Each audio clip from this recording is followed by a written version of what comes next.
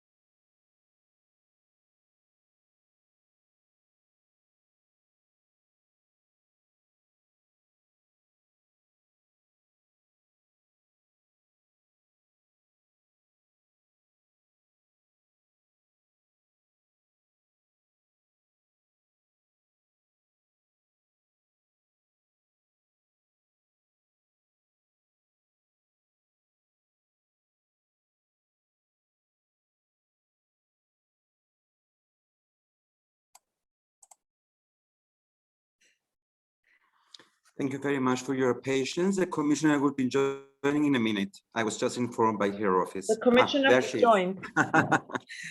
Good afternoon, Commissioner. Thank you. I apologize about, I just saw my time. I'm sorry about being late, but I had a meeting with the President, which went over time. So thank you, sorry. I think Anja, nice to see friendly faces. And Anja, I think you start, yes. Yes, thank you so much for joining us. And no worries, we waited for you patiently.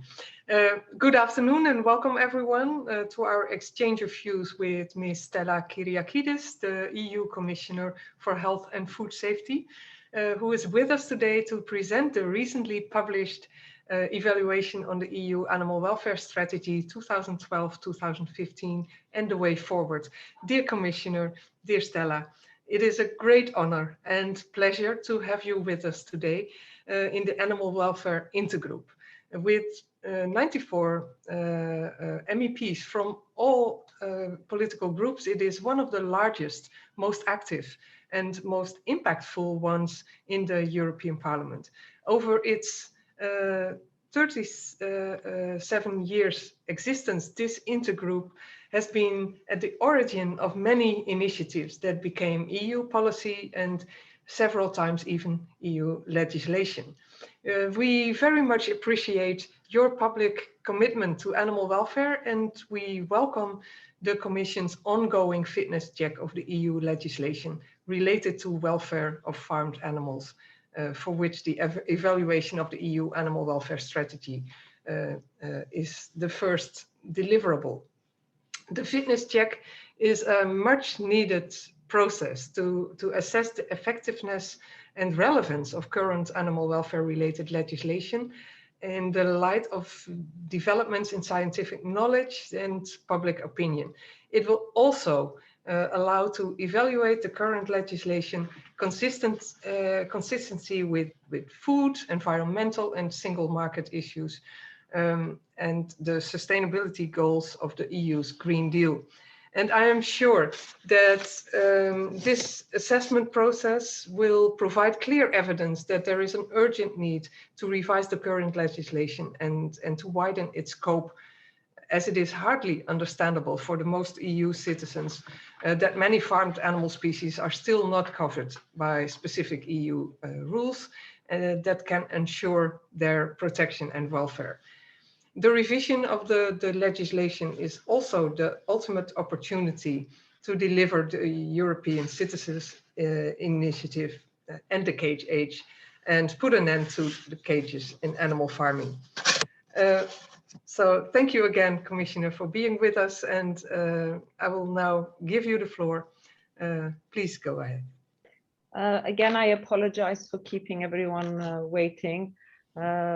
Thank you for the patience, Madam President, dear Anja, honorable members, ladies and gentlemen, and thank you for the invitation to address the European Parliament's Animal Welfare Intergroup. I have been following, of course, your work, and you have been doing really great work in the last, over the many years in calling for the attention to the very important issue of animal welfare. The issue of animal welfare is a high priority for the Commission, but also for myself personally, and I have said this from the beginning.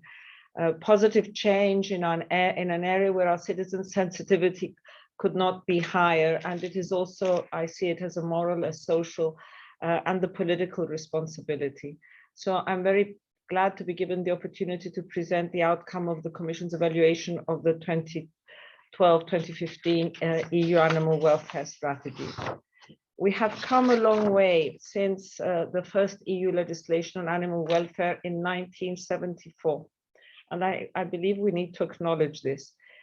Now, for over a decade, the Commission, together with the Member States, focused on implementing the legislation and on non-legislative measures like this strategy. The strategy was an important milestone in our action, structured around 6 key objectives. Firstly, supporting Member States in improving compliance with animal welfare rules. Secondly, in building up EU knowledge on animal welfare issues. Thirdly, in promoting EU animal welfare standards globally. Fourthly, in communicating with the public on animal welfare. Fifth, on optimizing positive interaction with the common agricultural policy. And sixth, last but not least, looking at simplifying the legislative framework. The evaluation covering actually covers from 2012 to 2018, so as to take in actions beyond 2015, was published, as you know, on the 7th of April. It has found, although not fully implemented, all actions in the action plans annexed to the strategy have been carried out, except one, a very important one, simplifying the legislative framework. This is one of the shortcomings I have identified from the very first day in my position, and that I'm going to be working on to remedy with our upcoming proposals to revise the animal welfare legislation within the Farm to Fork strategy. The evaluation also highlighted limited progress on the interaction between the strategy and the common agricultural policy. It has concluded that better use could be made of the CAP instruments, such as eco schemes, in order to substantially improve animal welfare standards and raise awareness of the requirements in animal welfare. On the plus side, progress has been made in many different areas. The animal welfare platform has been instrumental in exchanging best practice and developing guidelines. In efforts to better enforce the EU legislation in specific areas, such as group housing of sows and of protection of laying hens, which have proved successful.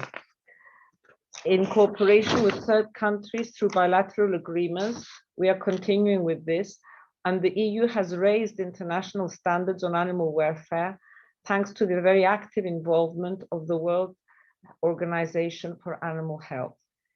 The introduction of the EU reference for centers for animal welfare has provided scientific and technical expertise and has offered, I would say, a clearer understanding of welfare issues.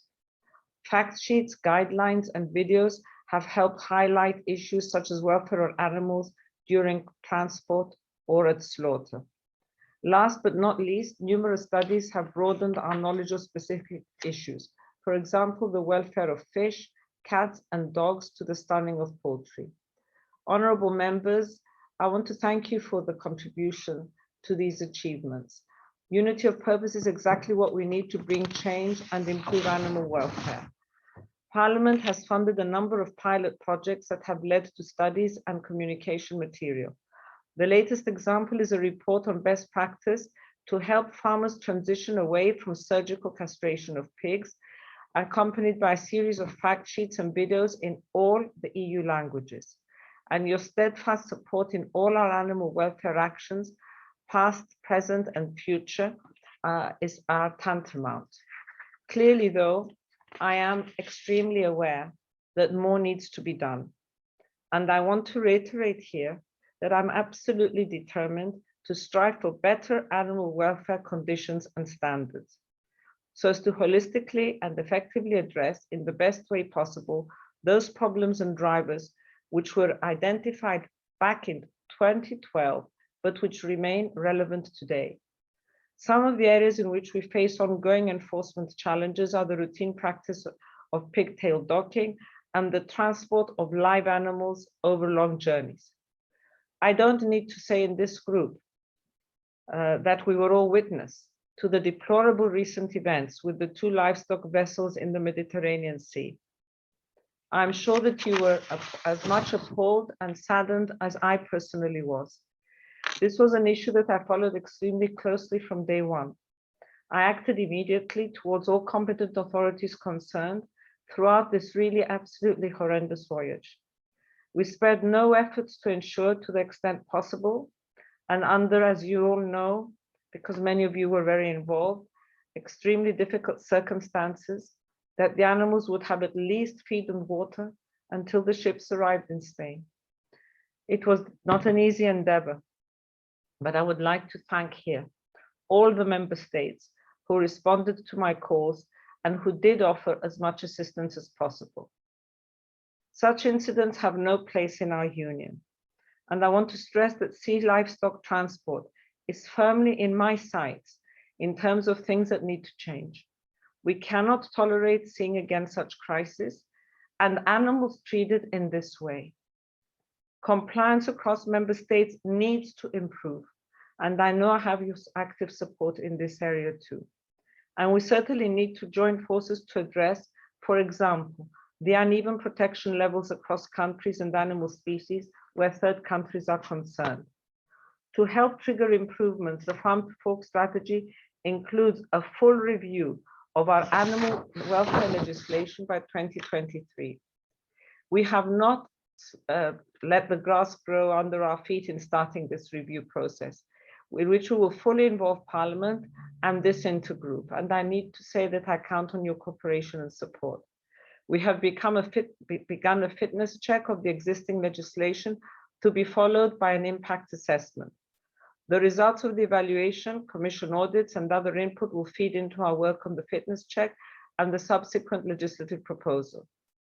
In addition, a public consultation will take place in the second half of this year, and the stakeholder event is planned for the end of 2021. We are also exploring options around animal welfare labeling. A subgroup of the Animal Welfare Platform is actively working on this issue, and the Commission will be launching a study on animal welfare labeling next month. Honourable members, this evaluation has given us a useful snapshot of the situation so that we can make the improvements where needed. I look forward today to your feedback and comments, our continued collaboration, and the future direction of an EU animal welfare policy that needs to take shape. What is certain is that we can and should do better for the welfare of animals in the EU, but not only. And I want to take the opportunity to thank all those who are in the call from my cabinet, from my DG, who are, as I would say, as passionate believers of animal welfare as we all are. And I just want to reiterate that you can count on my personal commitment for my mandate as European Commissioner for Health and Food Safety. When I came into this mandate, among other things, which have since been extremely challenging, I was very aware that animal welfare was going to be a priority for myself.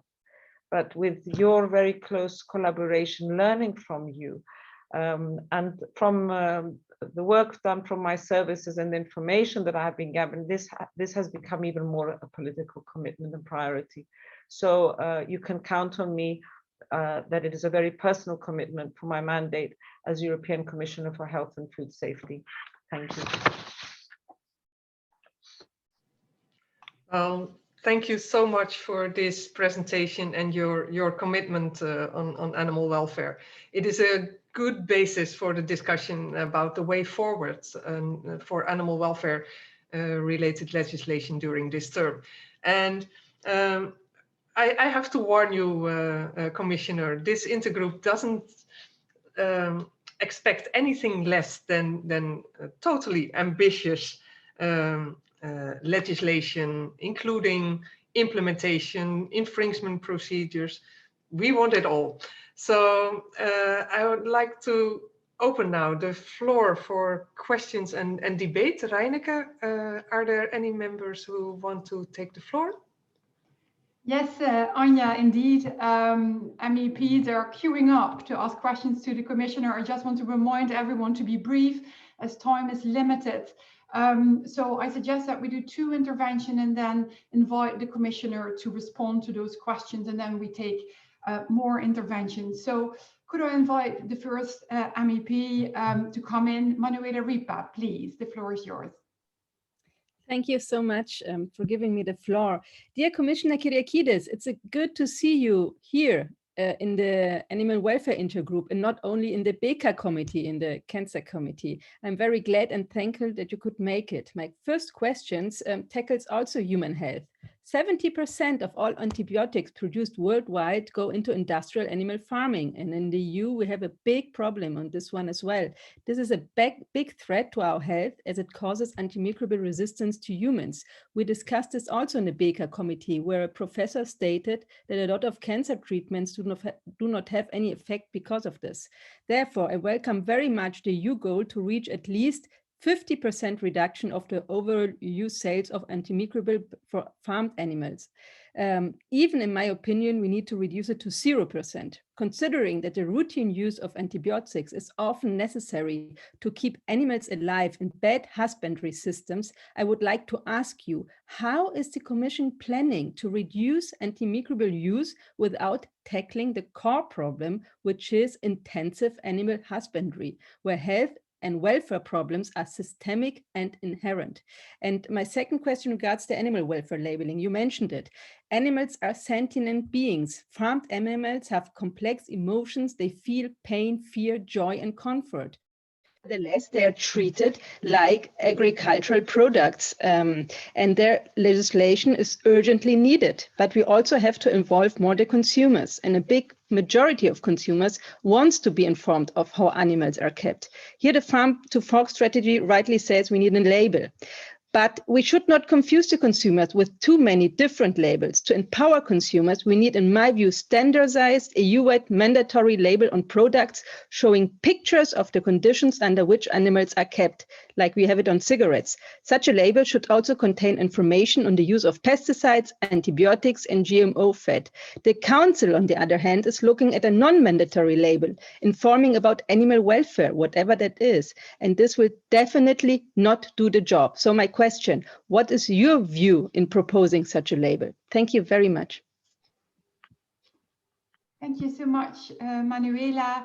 The next MEP I would like to invite to take the floor is Thomas Weich. Thank you very much. Thank you, Commissioner, for coming to our intergroup on animal welfare. I got two questions. I try to be as brief as possible. First is on broilers. Still, the situation is quite difficult, I would say. I mean, you've seen the initiative and the cage age that is now discussed in the parliament. And what are your perspectives? I mean, we still have farming practices that apply very high stock densities. We have very fast growing breeds, which are a problem, animal welfare problem by themselves, kept in very barren environments. Are you actually planning to propose a new broiler directive? Like the old one is from 2007 already. So are you planning a revision of the broiler directive? And then the second question is, I have to inform you that out of DG Sante, there was a delegated act on farm slaughter, which in the first moment I welcome very much that Commission is opening up to that idea, also in line with Farm to Fork strategy. And it's a delegated act to Regulation 853/2004. But the point is that the regulation that is proposed is so far from the praxis, will put a huge burden on the farmers, a cost burden, but also an organizational burden that is so high that in practice, if this regulation comes in place the way it is proposed, this will not be picked up by farmers. And I see this on-farm slaughter as the most effective measurement to reach a zero animal transport and fully local production that serves small farmers. And we are objecting that, and I just want to inform you that the objection is because we want to happen we want it to happen in practice on the farms, and we need a regulation that is closer to the praxis. My question is, are you aware of that problematic, and will you have a closer look and maybe propose a delegated act that will also meet the requirements of the reality of small farmers, so it really is picked up in the sake of animal welfare? So please, thank you very much for answering these questions. Thank you, Thomas. As more and more MEPs would like to take the floor, I suggest that we take one more intervention to make sure that we can hear everyone. Eleonora Evi, are you happy to come in now? Thank you very much. Thank you, Madam Commissioner. I would like to ask a question on the European Citizen Initiative and the cage age. There has been the hearing a couple of weeks ago in the Parliament, and the ECI received a broad support from MEPs from different political groups, from across basically the political spectrum. It became clear that a ban on cages can only be effective and fair to farmers if the import of cage products is banned. The ECI calls for an end to the use of cages in 2027. And it also calls for financial support to farmers during the transition period and a ban on the import of such products from a cage system in third countries. So the question is very direct and simple. Is the Commission going to present a legislative proposal soon? And most importantly, are other commissioners aware of the importance of this proposal for EU citizens? Thank you. Many thanks, Eleonora. Commissioner Kyriakides, are you happy to respond to those 5 questions?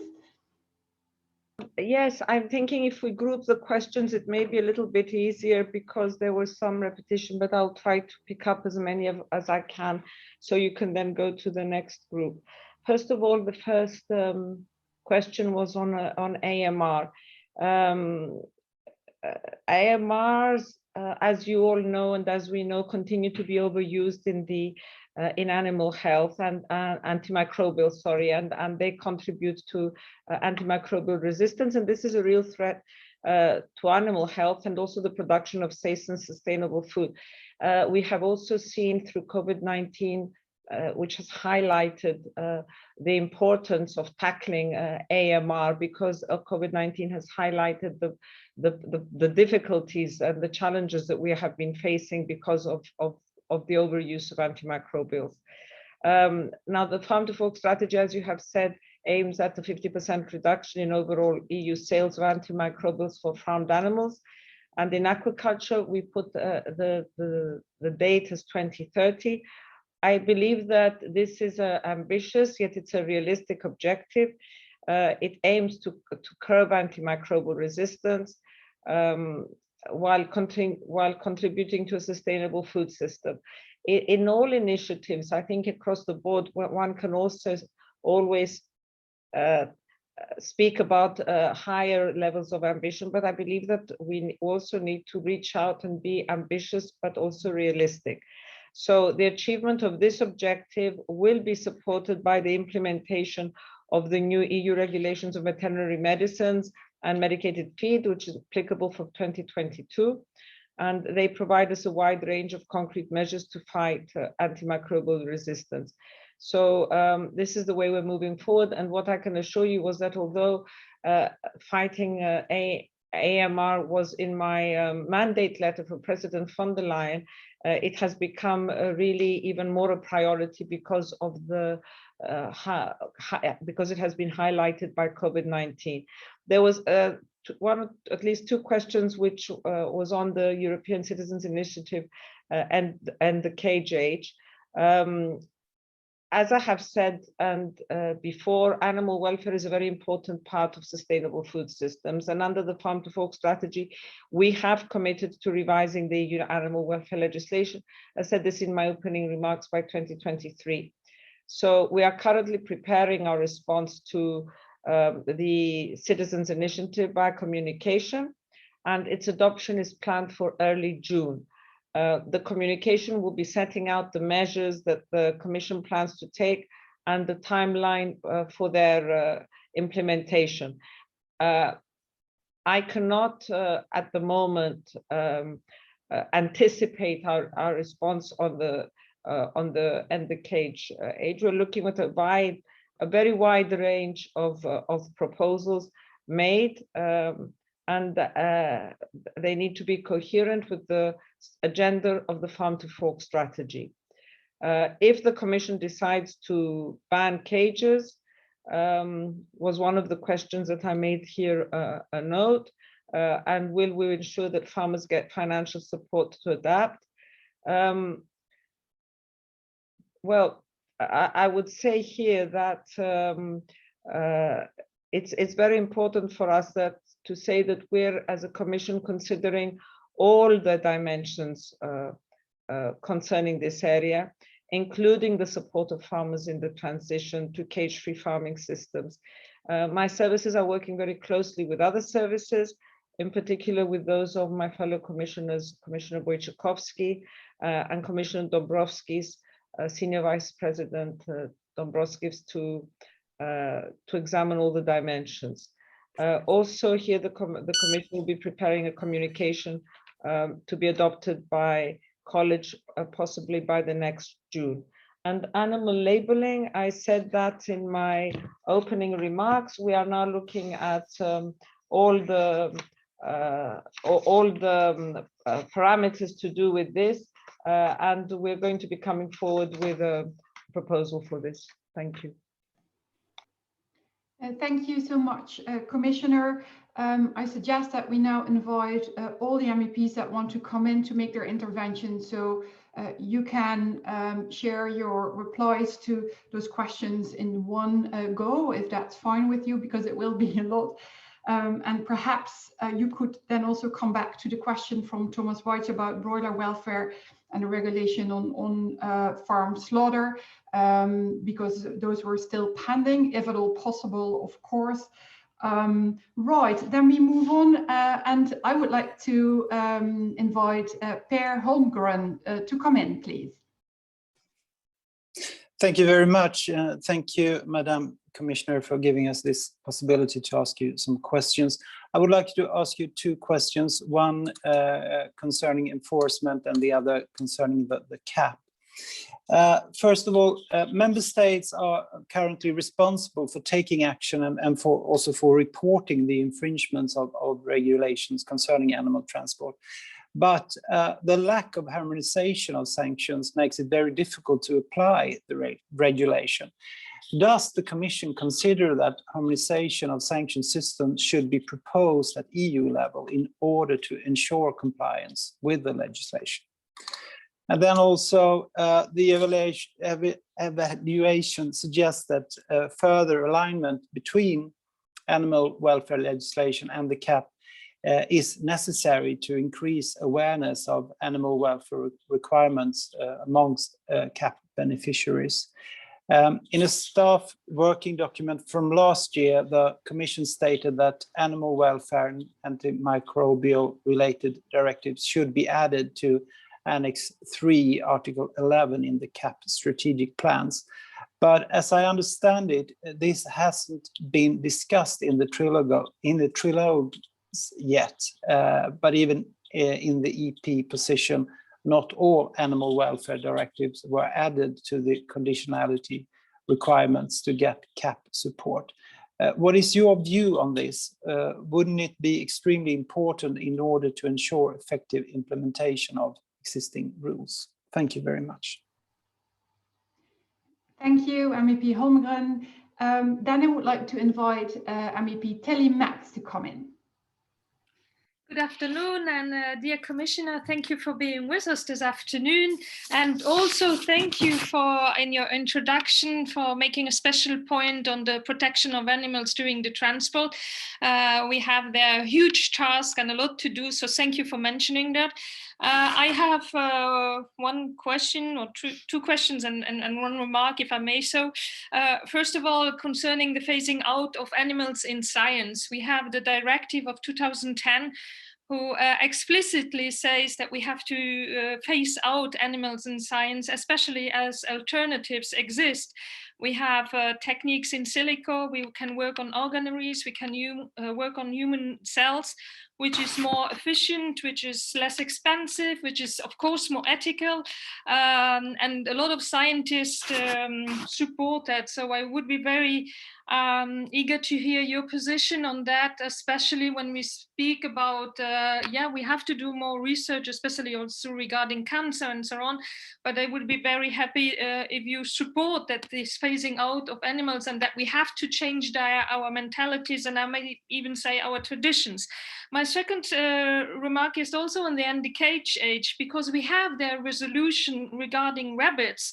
And I think it would really be a win-win-win situation, because citizens outside are waiting there for us, and giving more space to rabbits, taking them out of this confined cages would be a very important first step.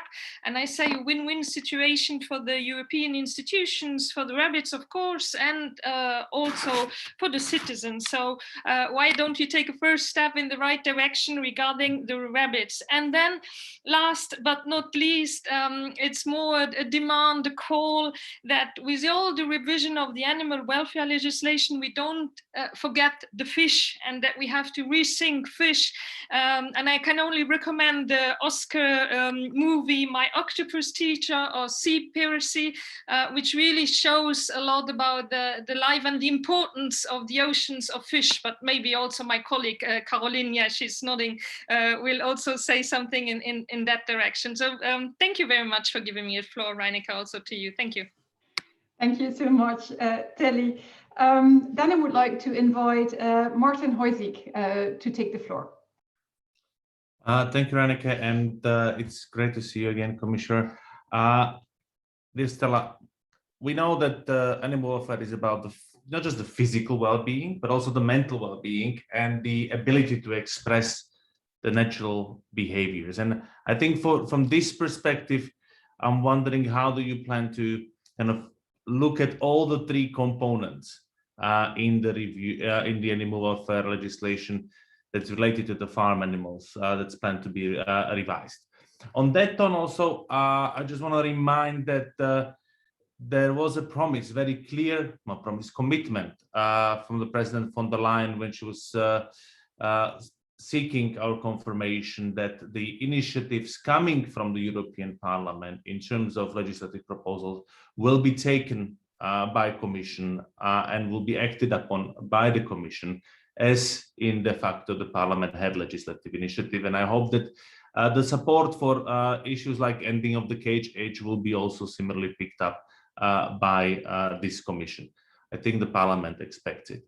And on the practical terms, what concrete steps are you seeing on the really ending the prophylactic use of antibiotics? But also, where do you see the connections to the EU animal health law, which just a few days ago actually came into the force, and how the Commission plans to work with the guidances to the law, and also a side topic of puppy trade. I think the animal health law is really perfect tool for that. We just need to use it. Thank you. Thank you, Martin. MEPs are really good to squeeze in as many topics and animals as possible.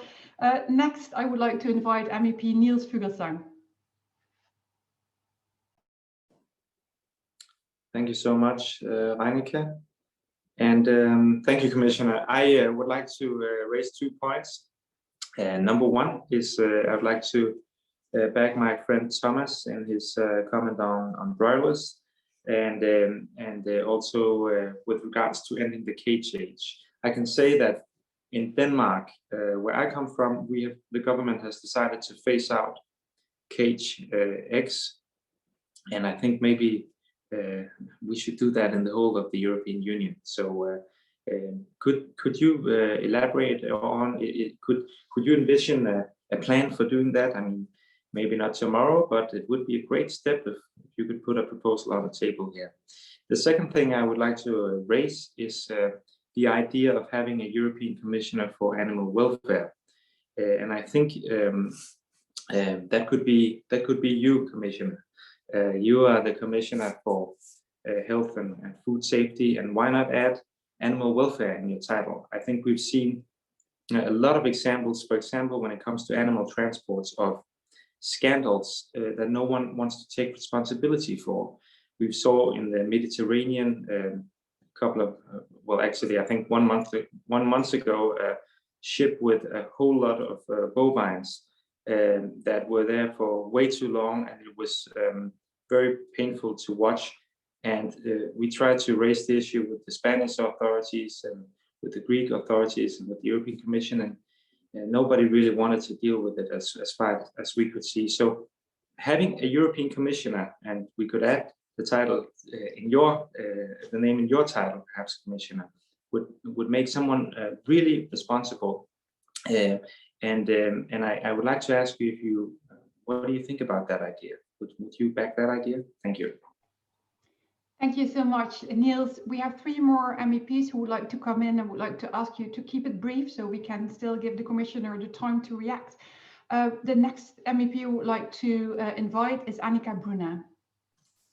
Thank you, Madam President. Commissioner, thank you for being there. The Animal Welfare Strategy 2012-2015 continued until 2018 has failed. The main failures concern the transport of live animals, the telling of pigs, and of course the slaughter without stunning. Rather than listing the problems, I would like to discuss with you one of the possible solutions. This solution could be the future European label on animals welfare, one of your projects. If granted only to foodstuffs produced according to stricter standards than those already in force, this label could significantly improve the conditions of animals in our farms, while at the same time boosting the income of farmers involved in this approach. What I am proposing is that this European label should cover breeding, transport, and slaughter. In other words, the label should indicate 3 cumulative pieces of information. First, the method of breeding, intensive or intensive, extensive with or without cage. Second, the method of transport, land or sea, short or long distance. Third, the method of slaughter, with or without prior stunning. Commissioner, I would like to know, what do you think about it? Thank you for your attention. Thank you, MEP Bruna. Next, I would like to invite Michal.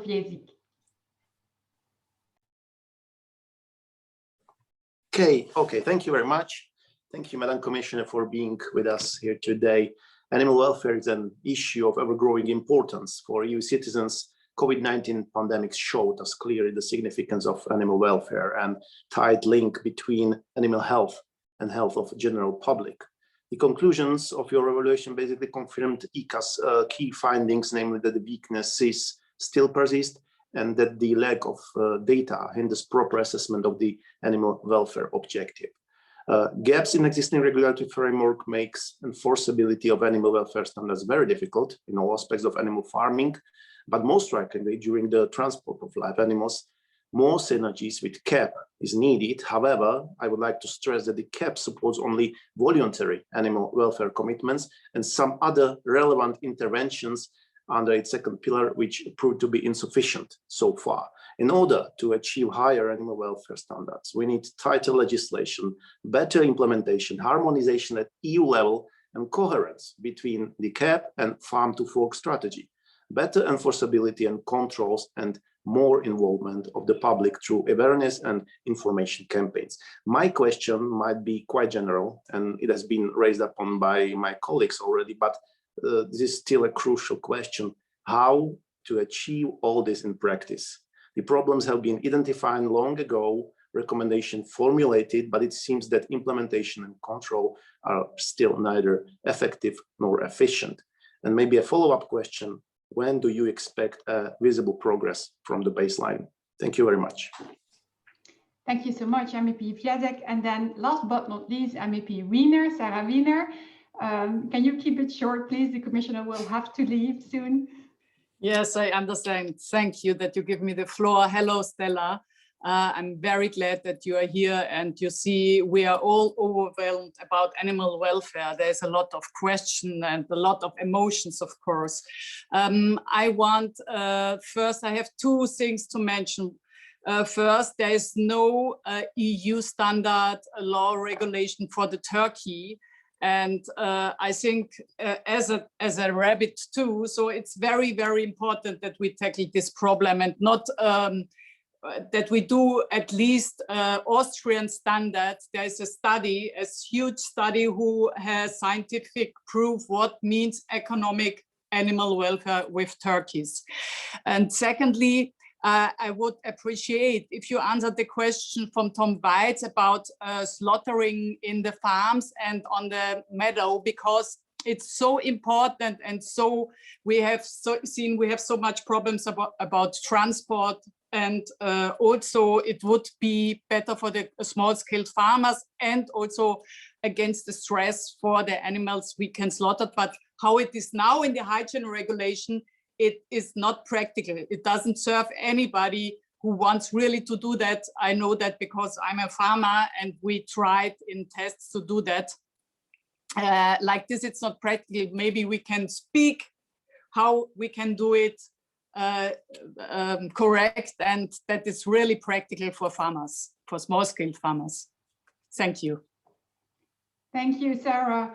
Sorry, Commissioner, it was also a lot of food for thought. We would be very grateful if you could shine your light on the questions raised to the extent possible. Thank you very much. Thank you, Sarah. Nice to see you again, and all friends. Yeah, I'm going to be absolutely honest. For me, a lot of what you said and a lot of the comments are really food for thought as well. And I need to take this forward, and I hope to have the opportunity to be able to come back to have another discussion, and I will try and answer as many of the questions as possible that you have raised. First of all,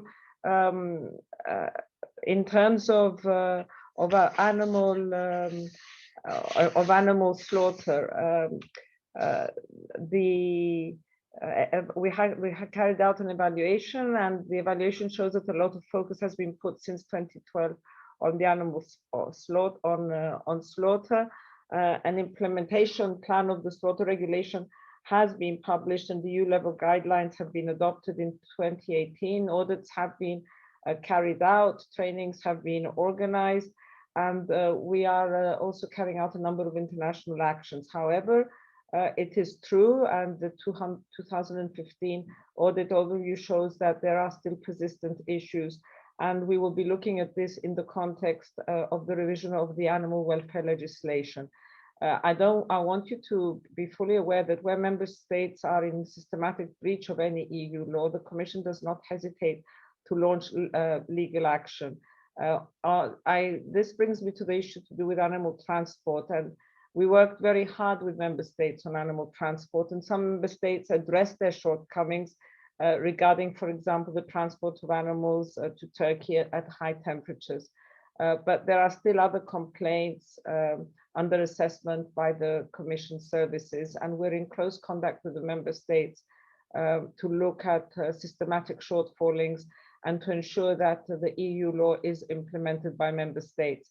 I also wanted to tell you that in the recent case of the two ships, I will say that when I personally spoke to the ministers, that we were able to have interventions to deal with this situation, really deplorable situation, as effectively as possible. But for myself, and this is what I'm going to be looking at, it's not about how we deal with it, but it's also how to be proactive and prevent these kind of situations from evolving.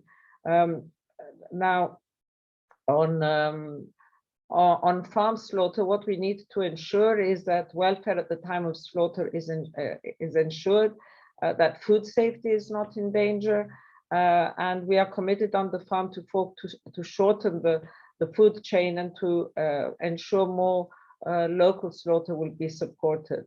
There was a question on animal science and lab animals.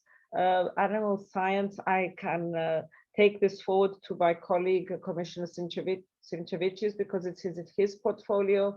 And I can also share with Commissioner Wojciechowski some of the questions that you have on the CAP.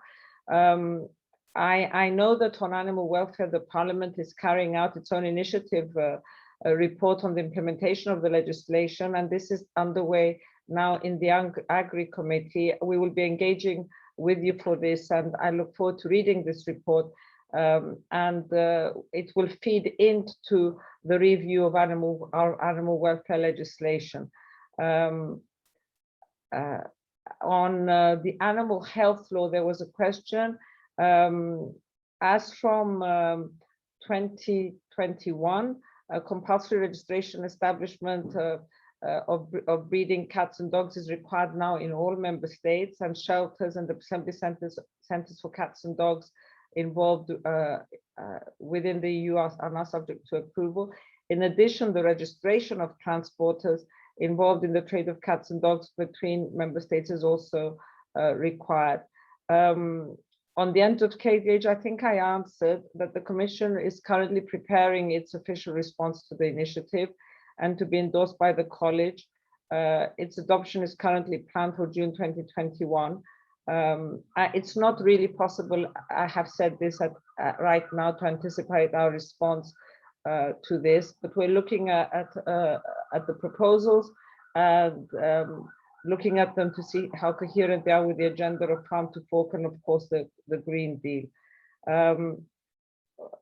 On animal welfare labeling, that was a question that we had at the beginning. The Farm to Fork strategy has already announced that we will review the animal welfare legislation by 2023, and we will be exploring all the options for animal welfare labeling. For fish and turkey, there was a question on that. We are aware of the need to lay down specific welfare requirements for additional species, and the Farm to Fork strategy actually specifically mentions that we will be extending the scope of the legislation, but we have to see exactly the timetable when this will be done, as we need to have scientific evidence, which is not yet available for all the species. on farm slaughter, current EU rules on food hygiene allow for the use of mobile slaughterhouses, and member states have already had the possibility to adapt to certain requirements for slaughterhouses at in the local conditions. A Commission delegated regulation which was recently submitted to the European Parliament and the Council for scrutiny will be introducing an additional possibility for on-farm slaughter, at least for certain big species. It's paramount here to always stress that we need to ensure that we have safety and public health. And I left the question that I think it was Niels asked about Commissioner for Animal Welfare. I have already answered that in writing, but I will say something which I think sums up the way I feel and what I believe. Whether the animal welfare is in the title or not, it's about actually believing in it in principle. I think that this is very important, that we share this common vision that we need to improve animal welfare. And I will share with you today, and I'm sure we'll have the opportunity, that I am considering at the moment, not in this year with the current pandemic, that I'm going to use the opportunity that is given to me by the Commission to appoint experts in specific areas that I want to highlight, of having an expert appointed for myself on the area of animal welfare. I believe that this is a way of raising the profile and awareness, and also working very closely with me in this area. It's something I'm looking into, and I will be coming back to you on this. So I can only thank you today for the opportunity, and just assure you that this is an ongoing cooperation that we will have. We have a long way to go. We have achieved a great deal, but I want to thank you because through your work and your raising of your awareness and pushing the boundaries, I think we can make the changes that we all understand that we need to do. Thank you.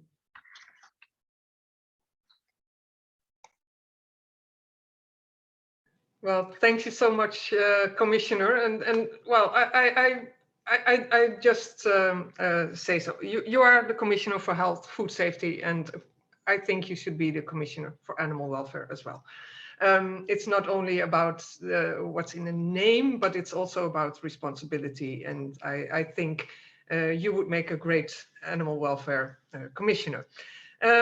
Thank you again for being with us today. And I hope you still have a little bit of time left, because I would also like to thank you for your reply to our letter requesting the virtual handover moment for a petition on the suspension of horse meat imports from overseas, which was signed by almost 150,000 citizens.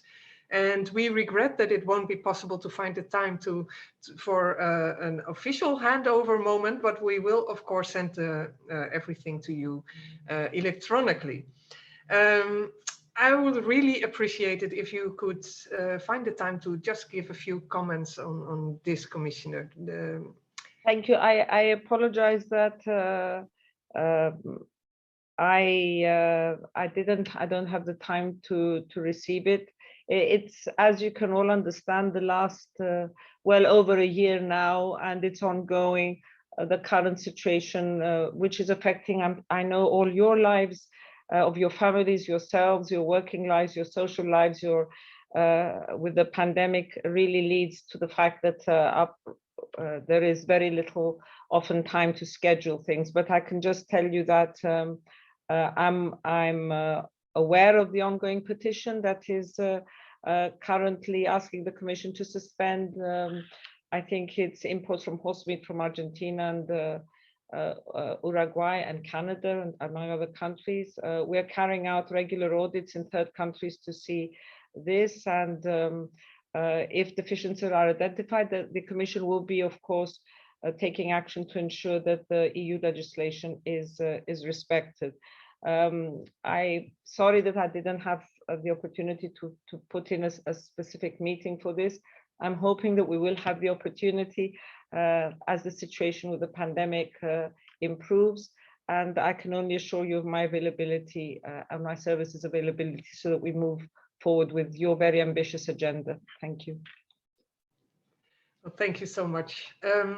Yes, we heard a lot of questions today from our MEPs calling for ending the cage age, end of horrendous transports of animals, better protection for broiler chickens, fish welfare, also the situation with laboratory animals. So we have a lot of things we want to move forward, and I am looking very much forward to working with you on these topics the next few years. And we're also very much looking forward to your actions in the coming years.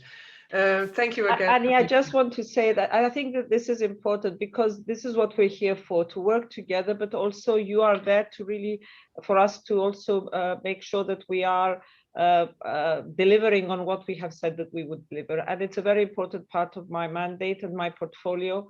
It's part of my mandate letter as well. And so I really look forward to moving together.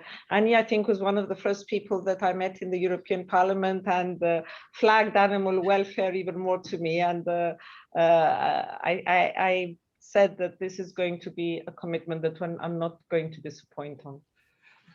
Thank you very much.